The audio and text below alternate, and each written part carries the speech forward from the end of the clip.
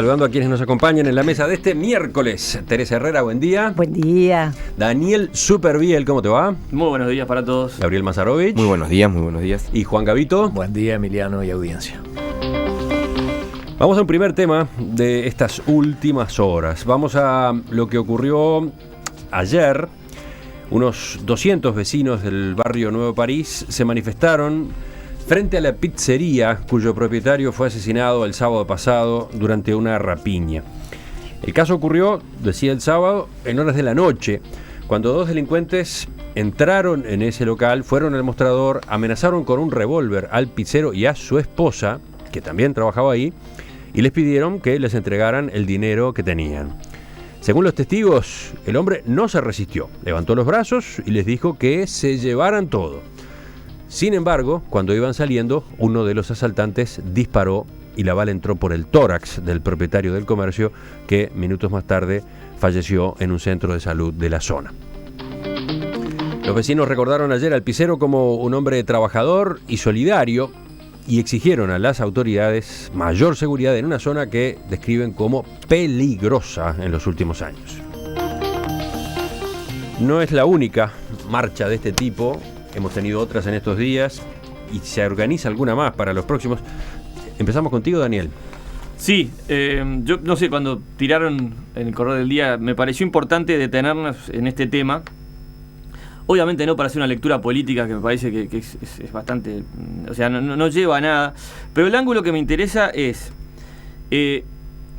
siguiendo las convocatorias a estas marchas luego de gente inocente, totalmente inocente, trabajadores como nosotros asesinados, hubo como un empuje al principio, después de lo del panchero de la pasiva, y después son marchas que pasan prácticamente inadvertidas. Son marchas que nuclean un pequeño grupo de vecinos de la zona que conoce a la víctima, y más nada. Antes del asesinato del pizzero de Nuevo París, tuvimos el taxista de Peñarol y antes la maestra de Fraiventos ahí en la Raviolera. Y yo me pregunto si no es que estamos como sociedad empezando a perder la sensibilidad con respecto a estos temas y nos estamos empezando a acostumbrar demasiado. Y en la medida que el Uruguay solo se moviliza si el PIT-CNT decide que hay que movilizarse, estoy viendo que la sociedad civil no organizada, no sindicalizada, está perdiendo cada vez más voz. Y me preocupa, por eso me parece que esta situación que estamos viendo de creciente violencia, donde ya se están poniendo nombre, o sea, en realidad es la profesión y el barrio, ¿no? Lo que un poco significa a las personas muertas. Me parece que no, que hay que hablar de estos temas y hay que seguir poniendo este tema en la agenda, que me parece mucho más grave, que por ahí otros temas que están con mucho más preponderancia en la agencia, como por ejemplo el caso de Amodio, y este tema de la inseguridad, donde vamos perdiendo terreno cada vez más. Es sumamente frustrante, y no hay nada peor que perder la capacidad de expresar el miedo, ¿no? Que es algo que me decían en México, ¿no? Que tenían miedo de expresar el miedo. Entonces, cuando llegas a ese nivel, y creo que Uruguay venimos en una bajada terrible, también, y bueno, hay algo que hacer. Entiendo la inquietud, Daniel, pero me pregunto, ¿cuándo fueron multitudinarias estas marchas? Estas marchas son relativamente nuevas, además, y en general son escasas en concurrencia, justamente. Son nuevas, son escasas y tienen mala prensa.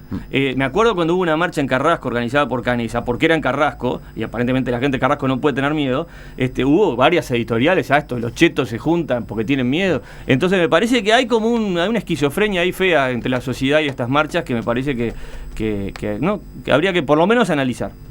Gabriel, te dejó una pelota picando ahí Daniel cuando dijo que parece que solamente cuando el PIT-CNT convoca hay movilizaciones de envergadura, etcétera. Bueno, primero que nada, porque corresponde, si uno habla, que repudiar el asesinato y toda la solidaridad con la familia sin ningún lugar a duda, porque no tiene, desde donde se lo mire, no tiene ninguna justificación y expresa un fenómeno que está bueno que después lo podamos conversar. Sobre esto me parece un ángulo interesante de tomar.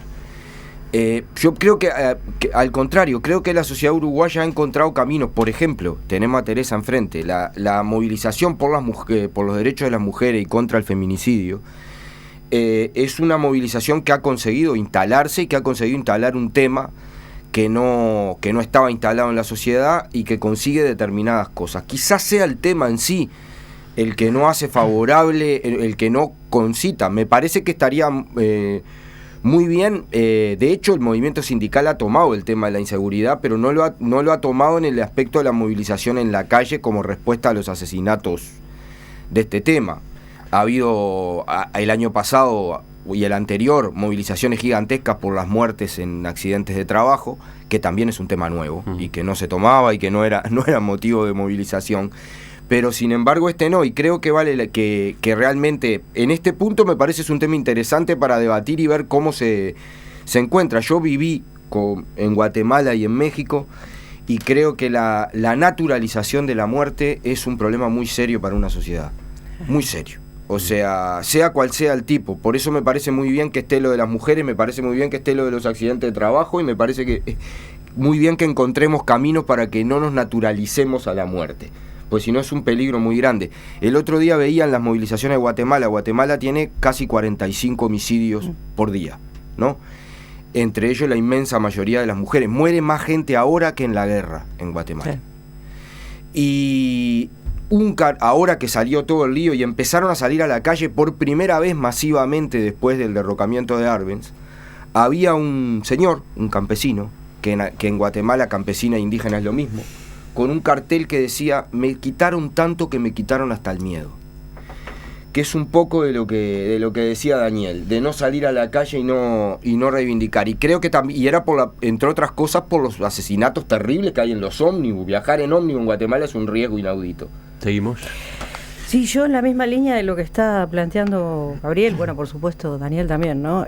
Yo me preguntaba justamente, y tenía anotado acá en el celular, ¿no? ¿Qué pasa con los umbrales de tolerancia a la violencia, ¿no? Es decir, parece que como que cada vez, ¿no?, los tenemos como más altos, ¿no? Cada vez toleramos más, nos llama menos la atención que alguien se muera, incluso... Estamos hablando de muertes violentas. Por supuesto, claro, la muerte es parte de la vida, sin duda, ¿no? No estamos hablando de lo que es violencia, lo que son muertes violentas realmente, de delitos, de asesinatos, de feminicidios, homicidios, es decir, y yo pensaba... realmente, incluso cuando ahora decía Gabriel el tema de que las mujeres nos hemos movilizado, nosotros uno de los argumentos que usábamos antes, lo estoy mostrando para ver cómo ha ido cambiando la sociedad, ¿no? No estoy diciendo que sea para bien, al contrario, era que nosotros en muchos años pasó que morían más mujeres víctimas de violencia doméstica que gente en las rapiñas, y sin embargo en el imaginario social aparecía como la rapiña algo mucho peor que la muerte de las mujeres. Bueno, sin embargo, a pesar de que estamos en desacuerdo con los datos del observatorio, llevamos 28 mujeres, y no 16 como dice el observatorio, pero ese es otro tema, pero independientemente de eso, hay más muertes, o por lo menos están muy parejitas las muertes por rapiña que las muertes por violencia doméstica. Entonces, ¿eso qué quiere decir? Han subido las muertes de violencia doméstica porque están subiendo las muertes por rapiña, y me parece que así como cuando jugamos al play, ¿no?, cosa por el estilo, los chiquilines matan, asesinan, esto, lo otro, lo vemos en la televisión, lo vemos en todos lados, hay como una especie de naturalización de resolver mediante la violencia. Basta mirar las redes sociales y ver los comentarios de la gente ante cualquier circunstancia violenta. A mí realmente me parece, y lo cuento ahora y me erizo, me parece que realmente la gente está como, incluso con una actitud violenta, ¿no? Es decir, pasa una cosa, bueno, matalo, reventalo, ¿no? Digo, de un lado y del otro, porque con los por ejemplo, me acuerdo con esto que pasó de Cantaclaro, uno miraba en las redes sociales y había unos comentarios espeluznantes, ¿no? Cantaclaro. Claro, sí. Uno de los integrantes de Cantaclaro, perdón, ¿no? Es decir, perdón, sí, es cierto. Hay que explicar qué es, porque todo el mundo debe saberlo. El tema de hay un dúo folclórico de uno de los cuales de los integrantes fue acusado, ¿no?, de tramitar pornografía infantil con un menor de edad. Y uno miraba en las redes y decía, bueno, pero fíjate que después de todo hay cada chiquilina de 14 años y qué sé yo, o al revés, ¿no? Hay que matarlo, ponerlo contra el paredón. O sea, realmente, y uno buscaba y decía, bueno, a ver qué argumento, ¿no? Y con respecto a lo que digo, a muchas de las cosas que hechos violentos, realmente yo los invito a que miren los comentarios en las redes, que son realmente, porque, a ver, tenemos que entender la sociedad que estamos viviendo, ¿no? De los que mandan los oyentes aparece, no digo exactamente lo que tú estás planteando, pero cerca. Pregunta Raúl, ¿qué se puede esperar de ese delincuente, del que mató al pisero, para el futuro? ¿No tendríamos que considerar la pena de muerte? ¿Cuántos homicidios más va a cometer él? Juan. Bien, yo comienzo también por solidarizarme con la familia. Creo que esto es lo primero que tenemos que reconocer o que decir. Y segundo, tratar de contribuir de alguna manera para que esto no se repita o por lo menos disminuya. Brevemente, sobre el tema que planteaba Daniel de por qué no tienen tanta repercusión estas marchas espontáneas, es simplemente porque no hay detrás una ONG u organización poderosa y con arraigo y con contactos en las redes de todo tipo, como sí las hay en el caso de detenidos desaparecidos, mujeres de negro o Pit-CNT Zunca. Está claro eso, es decir, son orejanos dentro de la sociedad, es la gente del barrio que se juntó espontáneamente, pero no tiene los contactos, la fuerza, la influencia, incluso política, ideológica, que tienen esas otras organizaciones. Daniel tiraba ahí una hipótesis o una pregunta, él decía, ¿qué pasa? ¿Acá solamente moviliza el Pit-CNT? No. O moviliza, podría agregar yo, o moviliza a la izquierda. ¿No será que la izquierda no está movilizada o no entiende que debe movilizarse por estos temas? Y por eso es que entonces estas marchas tienen poca gente. Sí, yo no quería profundizar tanto en eso, pero efectivamente cuando hay una organización detrás, a esa organización no solo le interesa el hecho concreto o la familia de que fue asesinado ayer o anteayer, sino también sus propios objetivos. Entonces ahí hay una sinergia que aumenta la movilización. Pero yo no me quiero ir de mi preocupación de fondo. Durante mucho tiempo se pensó que estas cuestiones obedecían a razones profundas, sociales, quizá lo sigan haciendo, pero hoy en día nadie puede decir que en Uruguay se roba o se mata por necesidad. O sea, hay una red de contención social que hace que nadie pase hambre en el Uruguay.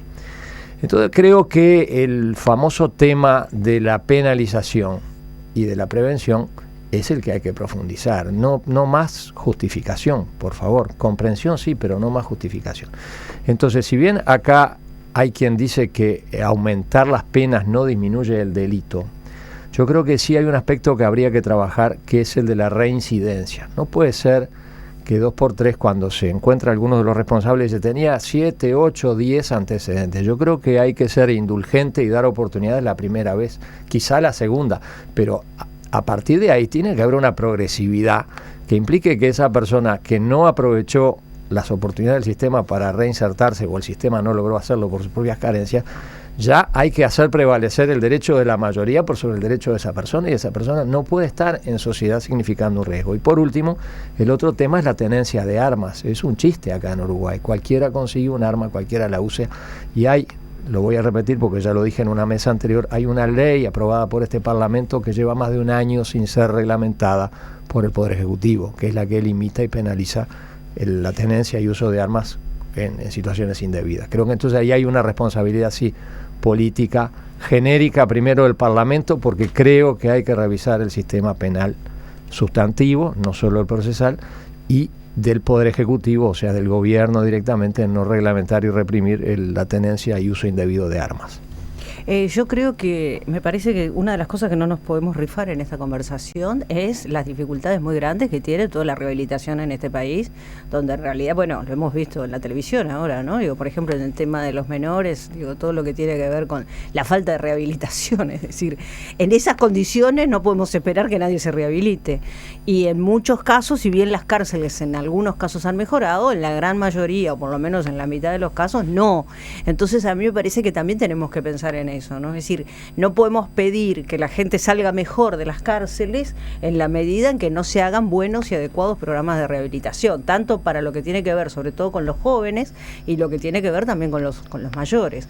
Me parece que eso es una cosa de que va de suyo, y más allá de que uno pueda decir, bueno, las penas en Uruguay son más benignas que en otros lugares, etcétera, pero yo no estoy segura que solo con la dureza de las penas vamos a modificar el asunto. Estoy hablando en caso de reincidencia, porque la continuación, digamos, de ese silogismo tuyo es decir, bueno, entonces como el Estado es culpable en no rehabilitarlo, hay que soltarlo otra vez, y entonces vuelven a reincidir. No, yo no estoy diciendo eso, Juan, bueno, yo estoy diciendo que el Estado tiene que cumplir con su responsabilidad. Correcto. Y la gente que delinque tiene que ser rehabilitada, eso es lo que estoy diciendo, es decir, no puede ser que la gente se la tire como fardo. Pero en tanto no sea, no pueden estar circulando como nosotros. Esa es una realidad que yo no admito que nos pongan a todos en la misma bolsa. Sí, pero claramente con respecto a la capacidad capacidad de movilización que hablaba Juan y que planteaba Emiliano, es evidente, sí, que a la izquierda y al PIT-CNT, o sea, no le conviene que se genere un clamor y un malestar popular que no puedan manejar, reclamando para mí por un tema que está por encima de otros temas. Por encima, por ejemplo, lo que está pasando con José López y todo lo que puede él movilizar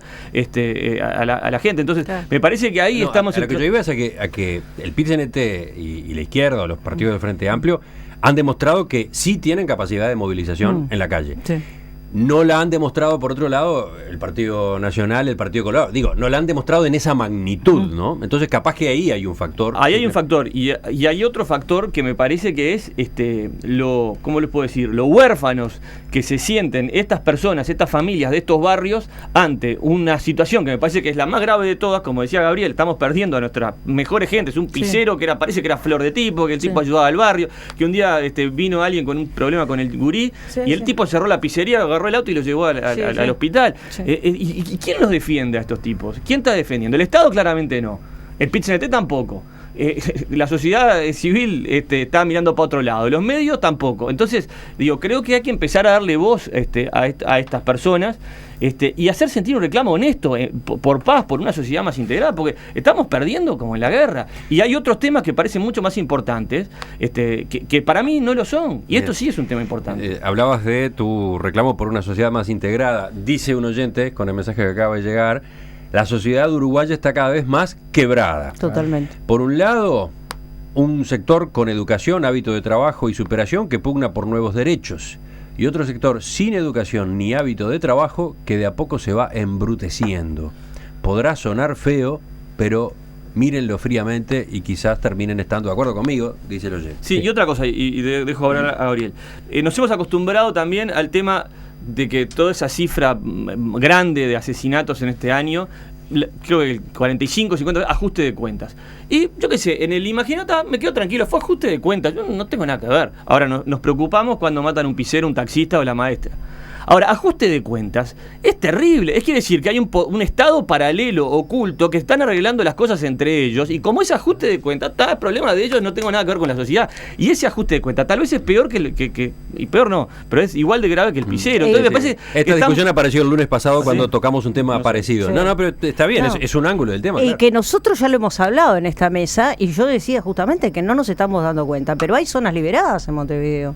Bueno, acá... Sobre todo en Montevideo, ¿no? Es decir, hay lugares donde los narcos son los que manejan la pelota, y realmente, tenemos que empezar a darnos cuenta de eso. Hay barrios donde la policía, para entrar, tiene que entrar, ¿no?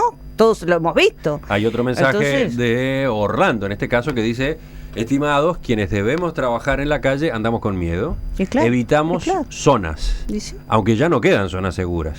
Y después, se extiende su análisis de cuáles son las causas.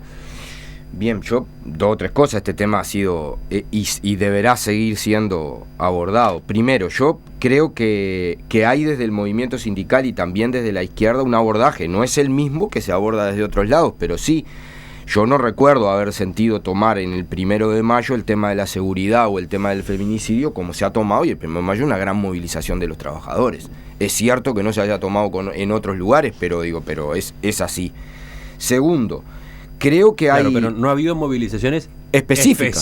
Bueno, el PIT-CNT o de los sindicatos por este tema. Puede ser, pero sí se ha incorporado a la plataforma y con una fuerza que no había antes. Creo que no hubo, porque entre otras cosas quizás porque en la sociedad no había. Segundo, creo que decir que primero, una cosa yo separo en la situación de la familia, la vulnerabilidad, el problema y cómo ayudarlo. Después, decir que estas cosas no tienen voz en los medios es medio complicado, ¿no? Tienen mucho más voz que todo el resto en los medios esto, ¿no? O sea, yo qué sé, creo que ni Tinelli tuvo tanta visualización como el video de la pasiva. Y en este caso no hay video. Si hubiera habido video, le hubieran pasado 2.780 veces. Entonces, y eso no genera igualmente una movilización para el otro lado. Daniel. Yo lo que creo que es más, hay una gran visualización de estos temas permanentemente. Quizás hay informativo de televisión que prácticamente el 60% de su tiempo lo implican en divulgar estos hechos. Sí, pero Entonces, creo que yo Daniel apuntaba lo que más sí a digo, las marchas, a las está bien, pero la movilizaciones, marcha también, la marcha de Carrasco tuvo mucho más difusión que el 1 de mayo en los canales de televisión. Sin embargo, no prendió. No estoy de acuerdo, pero bueno. Sí, mucho más. Yo lo que, en tiempo, infinitamente más. Yo lo que creo es que aquí, además, me parece que eso es un punto del segundo. Lo segundo es que está claro que aquí tenemos una sociedad cada vez más fracturada socialmente. Cada vez más. Y que se han tomado medidas de mucho tipo y color para ver cómo se hacen las cosas, y algunas han estado funcionando y otras no. La fractura social está expuesta, está clarísimamente expuesta. Creo que hemos debatido cosas sobre cómo se viven en algunos lugares y en otros no, y creo que todavía estamos a tiempo, que se han tomado medidas para resolver, que tienen que ir por la represión al delito, porque el delito hay que reprimirlo. Obvio. O sea, no hay manera, no se puede tener el que comete delito se lo tiene que reprimir. Y después está el tema de la rehabilitación y el tema de seguir profundizando medidas que rompan la fractura social.